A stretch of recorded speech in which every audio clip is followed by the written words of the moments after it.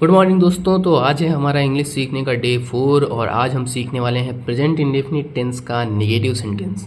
पहले हमने present indefinite tense का सिंपल सेंटेंस सीखा है, आज हम लोग सीखने वाले हैं प्रेजेंट इंडेफिनिट टेंस का नेगेटिव सेंटेंस। जैसा कि इसका नाम है नेगेटिव सेंटेंस। नेगेटिव का मतलब होता है नकारात्मक, जिसमें नहीं शब्द आता हो, यानी जो किसी चीज़ को मना करता हो। ठीक है, तो ऐसे सेंटेंसेस को क्या बोलते हैं? नेगेटिव सेंटेंस बोलते हैं। अब हम इसे पहचानेंगे कैसे? तो पहचानने का तरीका सिंपल सा यही होता है कि नेगेटिव सेंटेंस के बीच में हमेशा नहीं आता है। ठीक है, जैसे वे गाना नहीं गाते हैं, राम खाना नहीं खाता है, राजू विद्यालय नहीं जाता है, श्याम गृह कार्य नहीं करता है। ठीक है, तो यहाँ पे आप लोग देख रहे हैं कि हर एक एग्जाम्पल में क्या आ रहा है? नहीं आ रहा है। ठीक है, और क्योंकि ये प्रेजेंट इंडेफिनिट टेंस है, इंडेफिनिट की पहचान क्या होती है? ता, ते, ती, और प्रेजेंट की पहचान क्या होती है? ह। ठीक है, तो इस तरीके से हम क्या कर सकते हैं कि यह प्रेजेंट इंडेफिनिट टेंस का नेगेटिव सेंटेंस है। तो दोस्तों, आपको बढ़ते हुए हर एक कदम के साथ ये भी एश्योर करना है कि आपको टेंस पहचानना आता है। ठीक है, जैसे यहाँ पे पूरे सेंटेंस को अगर हम ध्यान से पढ़ते हैं तो क्या लिखा है कि वे गाना नहीं गाते हैं। वे गाना नहीं गाते हैं में आप लोग ध्यान से देखिए, वे क्या है? हमारा प्लूरल सब्जेक्ट है। नहीं से क्या पता चलता है कि नेगेटिव सेंटेंस हो गया, और गाते ते से क्या पता चलता है? इंडेफिनिट, और ह से क्या पता चलता है कि प्रेजेंट। ठीक है, तो प्रेजेंट इंडेफिनिट टेंस का negative sentence with plural subject. ऐसे ही राम खाना नहीं खाता है, तो राम सिंगुलर सब्जेक्ट हो गया, नहीं हो गया नेगेटिव, और गाते में ते हो गया इंडेफिनिट, और ह हो गया प्रेजेंट। तो प्रेजेंट इंडेफिनिट टेंस का नेगेटिव सेंटेंस जिसका सब्जेक्ट क्या है? सिंगुलर है। ठीक है, तो ट्रांसलेशन करते हैं इसका। ठीक है, ट्रांसलेशन क्या हो जाएगा कि वे गाना नहीं गाते हैं। वे गाना नहीं गाते हैं का ट्रांसलेशन क्या हो जाएगा? They do not sing a song. ठीक है, Ram does not eat food, Ram खाना नहीं खाता है। Raju does not go to school, Raju school नहीं जाता है। Shyam does not do homework. ठीक है, यहाँ पे नो लिखा हुआ है लेकिन ये होगा डज नॉट। ठीक है, Shyam does not do homework. ठीक है, NOT। ठीक है, आगे बढ़ते हैं। तो इसका रूल कैसे बनाएंगे हम लोग? यहाँ पे रूल इसी ट्रांसलेशन से बनाएंगे। सबसे पहले हम क्या देख सकते हैं कि सबसे पहले क्या है? श्याम है। श्याम क्या है? हमारा सब्जेक्ट है। श्याम क्या है? सब्जेक्ट है। या हम देख सकते हैं कि यहाँ पे एक और एग्जांपल दे है, तो दे हमारा क्या है? सब्जेक्ट है। प्लस अगर हमारी हेल्पिंग वर्ब प्लूरल हुई, ठीक है, तो अगर हमारा सब्जेक्ट प्लूरल है तो हम हेल्पिंग वर्ब में क्या लगाएंगे? डू लगाएंगे। प्लूरल के लिए क्या लगाएंगे? डू। याद रखना दोस्तों, सबसे मेन यही है। इसीलिए मैं कहता हूँ कि इंग्लिश ट्रांसलेशन जब भी आपको सीखना है तो आपको सब्जेक्ट की पहचान होनी चाहिए कि सब्जेक्ट हमारा सिंगुलर है या प्लूरल है। अगर सब्जेक्ट हमारा प्लूरल है तो हेल्पिंग वर्ब बदल जाएगी, और अगर सब्जेक्ट सिंगुलर है तो हेल्पिंग वर्ब बदल जाएगी। अभी हम लोगों ने इससे पहले सिंपल सेंटेंस पढ़ा था। सिंपल सेंटेंस में प्लूरल सब्जेक्ट वालों में हेल्पिंग वर्ब नहीं लगती थी, लेकिन निगेटिव में क्या होता है? निगेटिव में दोनों में हेल्पिंग वर्ब लगती है, चाहे सब्जेक्ट सिंगुलर हो या प्लूरल हो। अगर सब्जेक्ट प्लूरल है तो हेल्पिंग वर्ब लगेगी डू, और अगर सब्जेक्ट सिंगुलर है तो हेल्पिंग वर्ब लगेगी डज। तो इस बात का हमको काफ़ी खास ध्यान रखना है, नहीं तो हमारा ट्रांसलेशन गलत हो सकता है। जब भी हम ट्रांसलेशन करेंगे तो हमको इस चीज़ को अश्योर करते हुए आगे बढ़ना है कि हमें हेल्पिंग वर्ब अच्छे से लगा रहे हैं, क्योंकि सारा खेल इसी हेल्पिंग वर्ब पे डिपेंड करता है। ठीक है, तो हम सब्जेक्ट के हिसाब से डू या डज, अगर सब्जेक्ट सिंगुलर तो डज और सब्जेक्ट प्लूरल तो डू, उसके बाद नेगेटिव सेंटेंस को रखेंगे। ठीक है, नॉट लगाएंगे, तब हम मेन वर्ब का फर्स्ट फॉर्म लिखेंगे, फिर ऑब्जेक्ट, फिर अदर वर्ड। ठीक है, तो अभी मैंने पीछे आप लोगों को बताया था कि जैसे हमारा अगर कोई सेंटेंस होता है, जैसे यहाँ पे हम सेंटेंस को देखें, श्याम गृह कार्य नहीं करता, तो हम क्या करते थे? श्याम लिखते थे, उसके बाद एकदम से लास्ट में आ जाते थे। एकदम से कहाँ पे आ जाते थे? लास्ट में आ जाते थे। लेकिन अभी क्या करना है हमको? सबसे पहले श्याम लिखना है। श्याम कैसा सब्जेक्ट है? सिंगुलर, तो सिंगुलर के लिए क्या लिखेंगे? डज लिखेंगे। फिर नहीं को ट्रांसलेट करेंगे। ठीक है, निगेटिव को लिखेंगे, उसके बाद वापस पे लौटेंगे। उसके बाद कहाँ लौटेंगे? वापस पे लौटेंगे, और फिर बैक होते हुए लौटेंगे। अब जैसे करना आया तो श्याम डज नॉट, उसके बाद करना का मीनिंग क्या होगा? डू होगा। नहीं हो चुका है तो नहीं को क्रॉस कर देंगे, और गृह कार्य का क्या हो जाएगा? होमवर्क। तो Shyam does not do homework. ठीक है, तो इस चीज़ का आपको काफ़ी खास ध्यान रखना है, और ये चीज़ तभी आप अच्छे से इम्प्लीमेंट कर पाओगे जब आप प्रैक्टिस करोगे। ठीक है, वैसे मैं भी कुछ प्रैक्टिस करवा दे रहा हूँ ताकि क्लैरिटी हो जाए। उसके बाद अपने से प्रैक्टिस करिएगा, मैं होमवर्क भी दूंगा, और उस होमवर्क का मैं आंसर इसी वीडियो में बता दूंगा। आप उसको तब क्रॉस चेक करके मिलाइएगा जब आप उसे अपने से बना लेते हैं। तो चलिए बढ़ते हैं आगे की तरफ, प्रैक्टिस सेट की तरफ। ठीक है दोस्तों, तो यहाँ पे सबसे मेन ध्यान यही रखना है कि जब भी आप ट्रांसलेशन कर रहे हैं तो आपको सिंगुलर सब्जेक्ट और प्लूरल सब्जेक्ट को अच्छे से ध्यान में रखते हुए ट्रांसलेशन करना है, ठीक है। तो यहाँ पे लिखा हुआ है जब सब्जेक्ट सिंगुलर हो तब डज हेल्पिंग वर्ब लगता है, और जब सब्जेक्ट प्लूरल हो तो डू हेल्पिंग वर्ब लगता है। तो मेन यही है पूरे नेगेटिव सेंटेंस के ट्रांसलेशन में। हम जब भी ट्रांसलेशन करेंगे तो हमको इस बात का काफ़ी खास ध्यान रखना है कि हमारा सब्जेक्ट सिंगुलर है या प्लूरल है, ठीक है। जैसे रमेश गाना नहीं गाता है, तो रमेश गाना नहीं गाता है, रमेश हो गया सब्जेक्ट। रमेश कैसा सब्जेक्ट है? सिंगुलर सब्जेक्ट है। तो सिंगुलर सब्जेक्ट के लिए हेल्पिंग वर्ब क्या लगेगी? डज लगेगी, ठीक है। तो रमेश के बाद तुरंत हेल्पिंग वर्ब लगाएंगे डज। उसके बाद फिर हमको पता है कि हेल्पिंग वर्ब के तुरंत बाद कौन सा शब्द हमको लिखना पड़ता है? नेगेटिव शब्द, ठीक है। जो नेगेटिव वाला है उसका ट्रांसलेशन करना है। तो रमेश डज नॉट। अब देखो रमेश डज नॉट हो गया, रमेश डज नॉट का ट्रांसलेशन हो गया। तो अब हमको कहाँ पे आना है? एकदम लास्ट में आना है, मेन वर्ब पे आना है। कहाँ पे आना है? Main verb. गाता, तो गाता का क्या हो जाएगा? सिंग, एरो लगाएंगे, आगे बढ़ेंगे। नहीं का हो गया है तो नहीं को काट देंगे, क्या मिला? गाना। तो Ramesh does not sing a song, ठीक है। Ramesh does not sing a song. यहाँ पे हेल्पिंग वर्ब हमारी यस या ईएस नहीं लगेगी, इस बात का खास ध्यान रखना है। यहाँ पे हेल्पिंग वर्ब डू या डज लगेगी, ठीक है।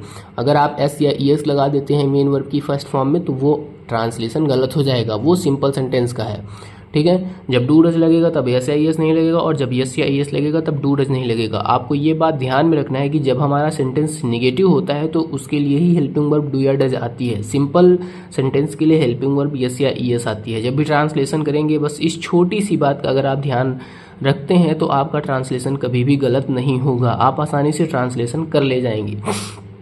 अगले एग्जाम्पल की तरफ बढ़ते हैं। लिखा हुआ वे बाजार नहीं जाते हैं। सब्जेक्ट क्या है? सब्जेक्ट है हमारा प्लूरल। सब्जेक्ट क्या है? प्लूरल सब्जेक्ट है।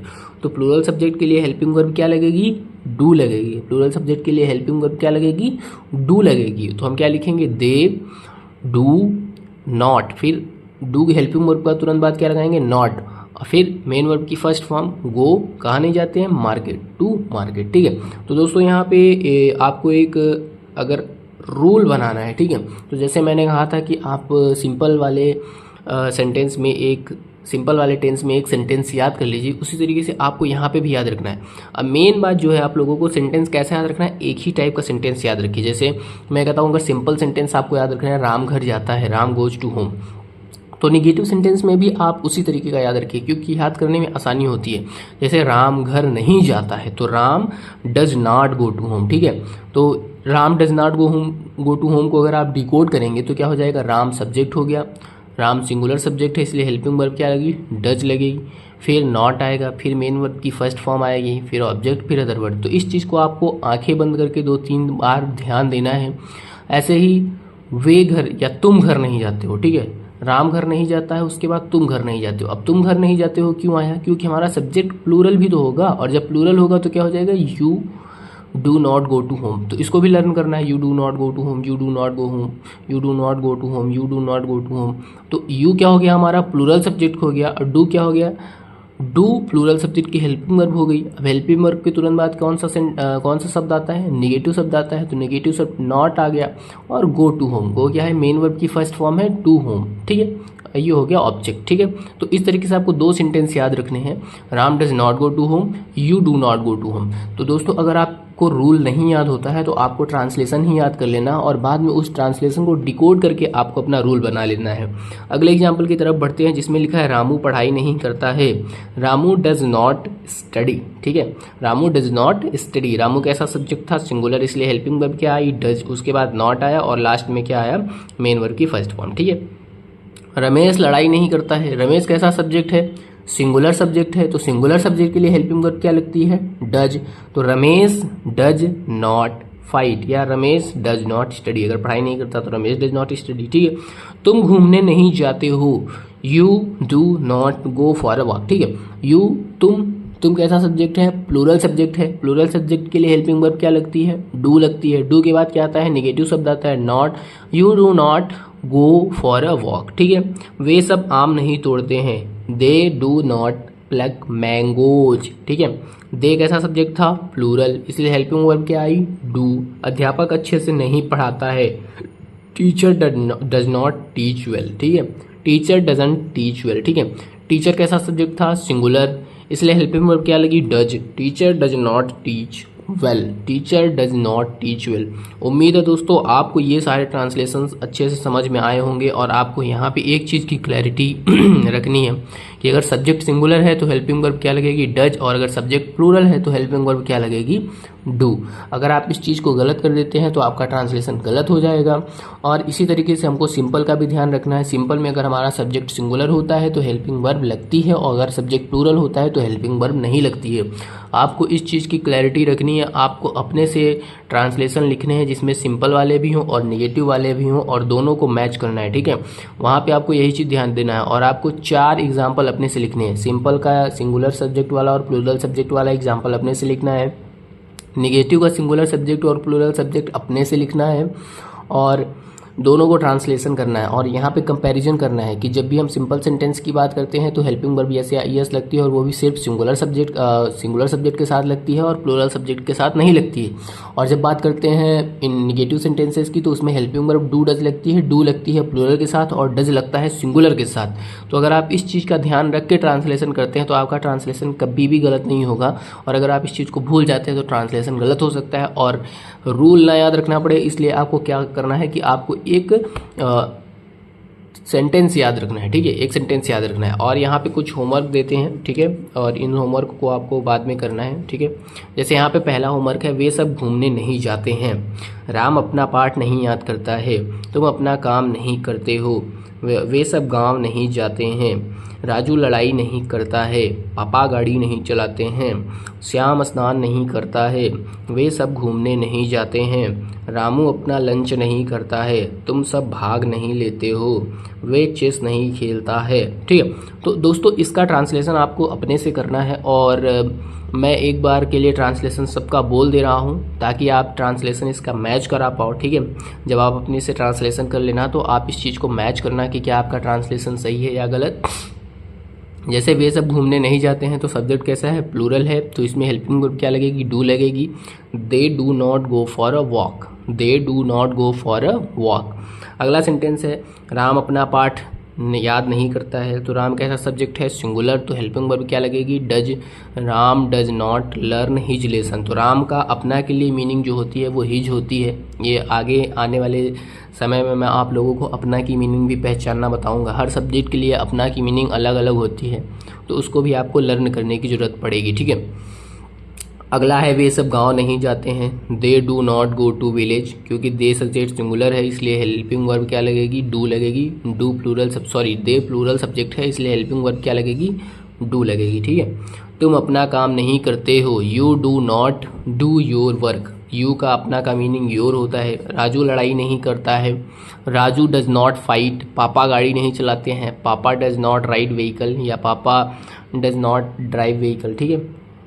तो ये हो गया, पापा सिंगुलर सब्जेक्ट है तो इसलिए क्या लगेगा, डज लगेगा। श्याम स्नान नहीं करते, Shyam doesn't bath, Shyam does not bath, ठीक है। वे सब घूमने नहीं जाते हैं, they do not go for a walk. Ramu अपना लंच नहीं करता है, Ramu does not do his lunch या Ramu does not finish his lunch, ठीक है। तुम सब भाग नहीं लेते हो, यू डू नॉट पार्टिसिपेट, वह चेस नहीं खेलता है, ही डजंट प्ले चेस या he does not play chess, ठीक है। ठीक है दोस्तों, तो आपको ये सारे ट्रांसलेशन अपने से करने हैं, उसके बाद मैच करना है कि आपका ट्रांसलेशन सही है या गलत है। और ट्रांसलेशन करते समय मैं फिर से आपको एक बार याद दिलाना चाहूँगा कि आपको सब्जेक्ट का काफ़ी अच्छा ध्यान रखना है। अगर सब्जेक्ट सिंगुलर है तो हेल्पिंग वर्ब लगेगी डज, और अगर सब्जेक्ट प्लूरल है तो हेल्पिंग वर्ब लगेगी डू। इसी तरीके से सिंपल सेंटेंस में अगर सब्जेक्ट सिंगुलर है तो हेल्पिंग वर्ब एस या ईएस लगेगी, और एस या ईएस मेन वर्ब के लास्ट लेटर के वाउल और कॉन्सोनेंट के आधार पे लगता है। इस चीज़ को आपको ध्यान में रखना है। और अगर सब्जेक्ट प्लूरल है तो हेल्पिंग वर्ब नहीं लगेगी। उम्मीद है आप लोगों को आज की ये वीडियो काफ़ी अच्छी लगी होगी।